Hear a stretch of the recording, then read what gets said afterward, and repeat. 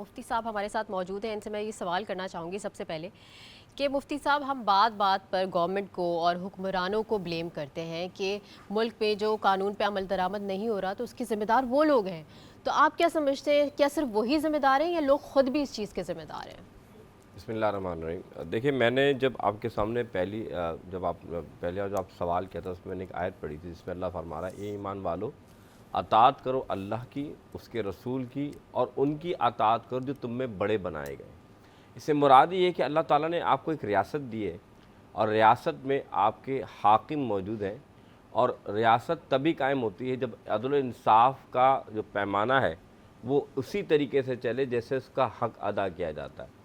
تو اس میں صرف یہ میں نہیں کہہ سکتا کہ آپ بلیم کریں کہ حکومت یا جو ہمارے لوگ ہیں جن کو اللہ تعالیٰ نے منصب دیا ہے جو قانون کے اوپر عمل کرانے کا، تو وہی صرف عمل کریں، بلکہ ہم سب کا فرض ہے کہ جو اللہ اور اس کے رسول کی تعلیمات ہے، کہ جو اللہ تعالیٰ نے ہمیں جو حاکم جس دائرے کار میں بنایا ہے، ہم وہاں سے سٹارٹ لیں اور اپنے حکومت یا اداروں کے اس کو بھی جو ہے بروساکار لاتے ہوئے ان کی بات کو ہی مانیں.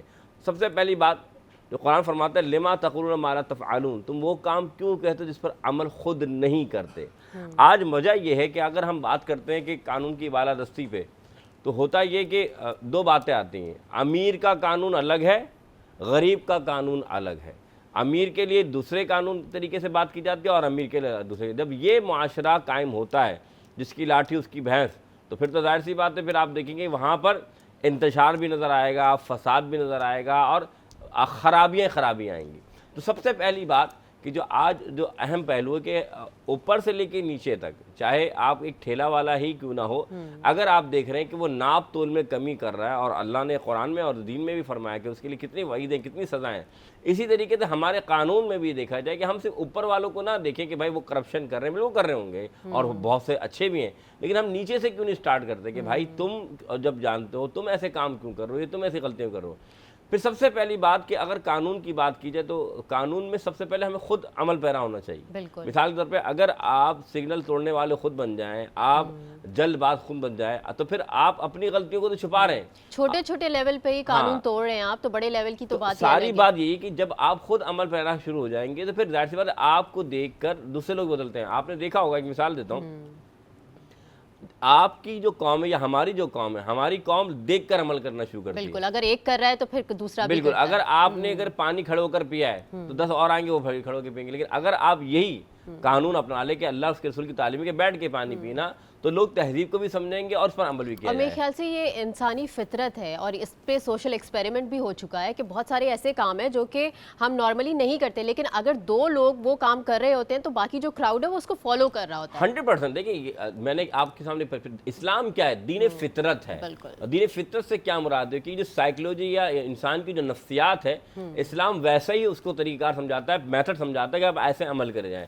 تو بات ضروری یہی ہے کہ قانون کی بالادستی تبھی ہوگی، اوپر والوں کو تو کرنا ہے. حدیث صلی حضور فرماتے ہیں اگر کوئی حاکم انصاف کرتا ہے، عدل و انصاف کے ساتھ قانون کی بالادستی کرتا ہے، رسول اللہ فرماتے ہیں قیامت کے دن وہ اللہ کا سب سے زیادہ محبوب ہوگا. نمبر ایک بات. نمبر دوسری بات وہ فرماتے ہیں جہاں قیامت کے دن نفسا نفسی کا عالم ہوگا، جہاں لوگ پریشان حال ہوں گے، اللہ ان عدل کرنے والوں کو، قانون کو برائے کار لانے والوں کو ایک ایسا ممبر دے گا جو نور کا ہوگا، وہاں وہ سکون سے بیٹھیں گے. تو ان کے لیے پیشن گوئی ہے. اور اللہ قرآن میں فرماتا ہے اللہ تعالیٰ عدل یا قانون کی بالادستی کرنے والوں کو پسند فرماتا ہے، محبوب بنا لیتا ہے. تو بہت سارے فضائل ہیں. اور یہ ایک آخری بات میں کر دوں آپ سے کہ عرش کا سایہ جہاں بڑے بڑے اللہ والوں کو، انبیاء کو ملے گا، وہاں حاکم عادل کو بھی عرش کا سایہ ملے گا جو نظام ریاست میں عدل قائم کرے گا، قانون کی بالادستی کرے گا.